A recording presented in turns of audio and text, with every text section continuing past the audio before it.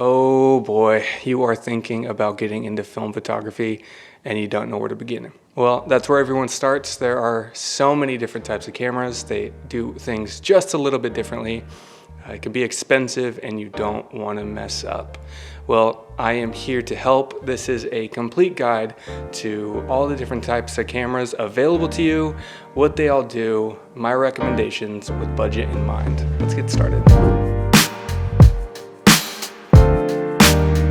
All right, so we cannot even begin to start talking about film until we talk about disposable cameras.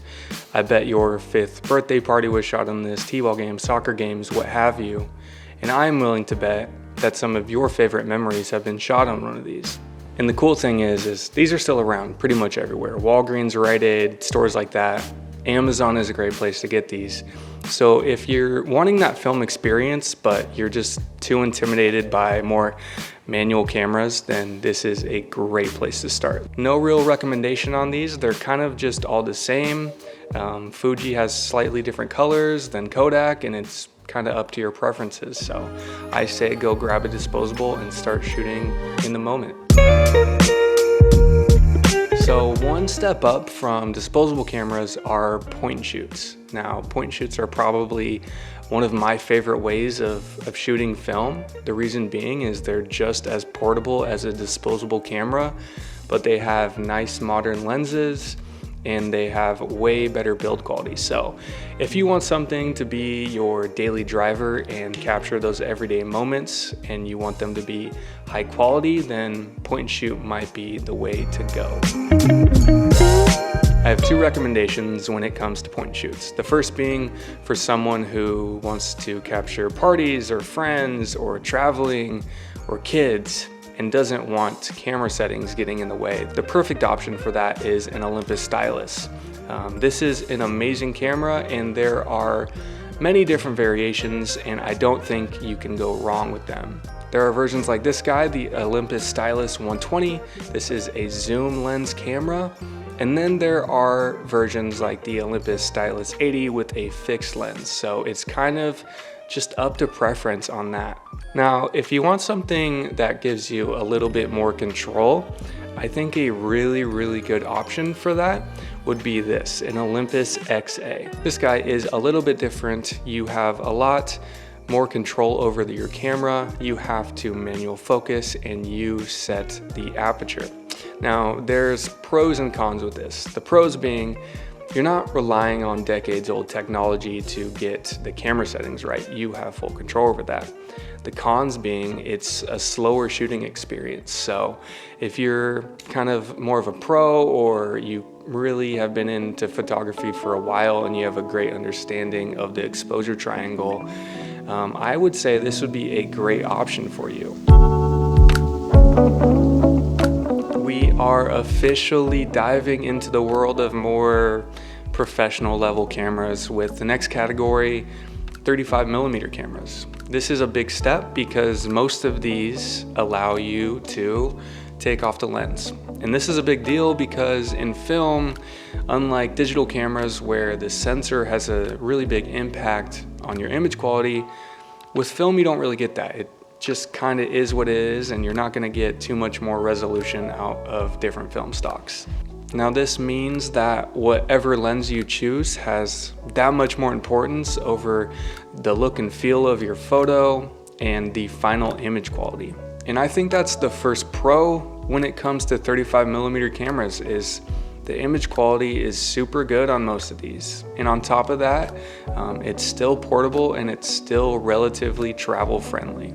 My first recommendation, if your budget might be a little bit on the lower side or you are just getting into photography, would be a Canon AE1. This is an amazing place to start just because they're so simple. They can be found for around $100, maybe $150, and these things will last you pretty much a lifetime. So if you're looking for something a little bit more than that, then this style of camera might be right for you. If you've been shooting for a while and you kind of have a grasp over everything, a Canon EOS 3 or a Canon EOS 1N would be my recommendation. They can be found for anywhere around $200 to $400, often having all of the same settings that a modern SLR can have. For example, this camera, the EOS 3, they stopped making this in 2018. So you can get that pro modern experience and still get that vintage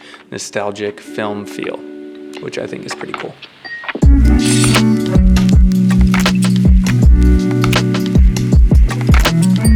Now, if you have been watching photographers on YouTube for the last year or two, then you probably already know about these cameras. Medium format cameras. Now, these are really popular and for good reason. It shoots 120 film versus 35 millimeter like the other cameras we've been talking about, and it's much larger, and that means that the grain relative to the photo size becomes smaller, and that becomes sharper. So the detail and the image quality that you can get out of this it's pretty insane. But with that image quality does come some negatives, which is the form factor, size, and weight.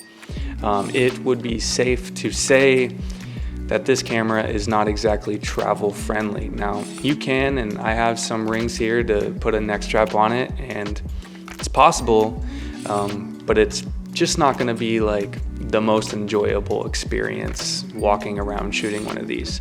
These are more meant for like fine art or studio environments where you have time and you can maybe put this on a tripod and just take your time with it. My lower budget recommendation would be a Mamiya TLR, either a C220 like I have or a C330. They're both great cameras. They can be found anywhere from $300 to $500 and give you a lot of features with that same medium format film quality. Now, if you're looking to spend a little bit more money and you want a larger negative, a 6x7 versus the 6x6 on the TLR, then a Mamiya RZ67 or RB67 might be the camera for you. Now, this has the cons of being extremely heavy and pretty big, so this is not going to be great for someone who wants to travel around, but it is going to be great for someone who wants the best image quality and does not mind having a very heavy camera. That is pretty much everything I got for you. I hope you have all the information you need in choosing which film camera is right for you. Now, if you want one of the best places to buy and a great collection of cameras, head over to gearfocus.com. Thanks, guys.